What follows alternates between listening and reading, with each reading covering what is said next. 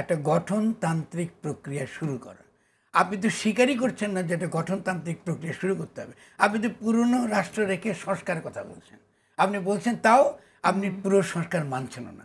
আপনি দেখুন এই যে পিআর সিস্টেম তো মানছে না। আপনি তো এমনকি যেসব জায়গাতে একেবারে পিআর সিস্টেম থাকলে বা কি না থাকলে কি সেটা আমার কাছে তুচ্ছ তর্ক, কিন্তু এটাও তো আপনি মানাতে পারছেন না। ফ্রম দ্য ডে ওয়ান তাহলে আপনি কেন এই সরকারকেই পদত্যাগ করতে বললেন না? বলেছি তো আমাদের ডে ওয়ান 5 তারিখের পরে গণঅভ্যুত্থান আমি কী বলেছি কিন্তু আপনি তাহলে ফলো করতে হবে। 5 তারিখের পরে কি বলেছি যে আপনাকে শপথ নিতে হবে, হয় আপনার এই শহীদ মিনারে জনগণের সামনে যাবে যে কোনো গণঅভ্যুত্থান পরে যেটা হয়, অথবা আপনার ওই যে রাজু ভাস্কর্যের সামনে, যেহেতু এটা তরুণ ছাত্র তরুণরা তাদের নেতৃত্বে এই অভ্যুত্থানটা হয়েছে। সেখানে 3 জন জেনারেলও থাকবেন, ডক্টর ইউনূসও থাকবেন। জনগণের সামনে আপনি শপথ নেবেন, আপনি বলবেন আমরা বাংলাদেশের জনগণ এই এত বছরের ফ্যাসিস্ট শাসন থেকে মুক্ত হয়ে আজকে আমরা শপথ নিচ্ছি জনগণের কাছে যে তোমাদেরকে আমরা একটা নতুন রাষ্ট্র উপহার দেব। এটা ছিল আপনার করার কথা। এটা আপনি করেননি, আমি তো বলেছি এগুলো।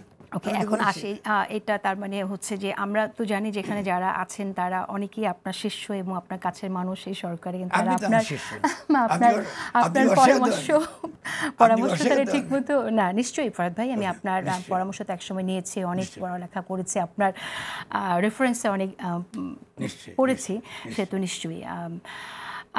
একটু এগিয়ে নেই আলোচনা। আপনি তো রাষ্ট্র গঠনের কথা বলছেন, রাইট? তাহলে রাষ্ট্র গঠনের ক্ষেত্রে আমরা এখন যে আলোচনা শুনছি, এই সময়টার মধ্যে অনেক আলোচনা হলো, সেই জায়গা থেকে আমরা কি আসলে এটা বলতে পারি না যে নতুন রাষ্ট্র বিনির্মাণের জন্য এগিয়ে যাচ্ছে? আমরা এটাকে বলতে পারি না?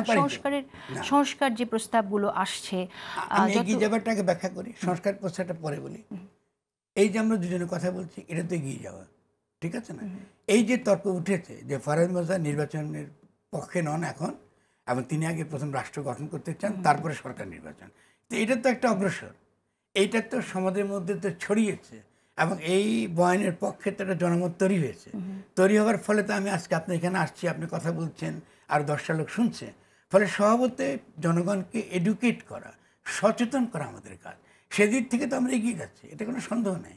এবং বিতর্ক তো থাকবেই, বিতর্ক তো থাকবেই, কিন্তু আমাদের বিতর্কটা, আমার দিক থেকে অবস্থানটা খুব পরিষ্কার যে আমরা মনে করি যারা রাষ্ট্র গঠনের প্রশ্নকে বাদ দিয়ে নির্বাচনের কথা বলছে এবং তারা নিজেরা পরিষ্কার না, গণপরিষদ নির্বাচন না সরকার নির্বাচন চায়, এটা জনগণকে বিভ্রান্ত। রাষ্ট্র গঠনের জন্য যে সহযোগিতাটা প্রয়োজন, সেই সহযোগিতা কিন্তু আপনি যাদের কথা বলছেন যে লুটেরা শ্রেণী, তারা কিন্তু এই সহযোগিতাটা করছে। কই আলোচনায় তো আমরা পার্টিসিপেশন দেখছি, আমরা সংস্কারের ক্ষেত্রে যথেষ্ট সময় তারা দিচ্ছে, অনেক জায়গায় একমত হয়েছে, ঐক্যমত হয়েছে। সংস্কারের প্রথমত যে মূল ফান্ডামেন্টাল ইস্যু হচ্ছে যে একটা গঠনতান্ত্রিক প্রক্রিয়া শুরু করা। আপনি তো স্বীকারই করছেন না যে একটা গঠনতান্ত্রিক প্রক্রিয়া শুরু করতে হবে। আপনি তো পুরনো রাষ্ট্র রেখে সংস্কারের কথা বলছেন। আপনি বলছেন তাও আপনি পুরো সংস্কার মানছেন না। আপনি দেখুন এই যে পিআর সিস্টেম তো মানছে না। আপনি তো এমনকি যেসব জায়গাতে একেবারে পিআর সিস্টেম থাকলে বা কি না থাকলে কি সেটা আমার কাছে তুচ্ছ তর্ক, কিন্তু এটাও তো আপনি মানাতে পারছেন না।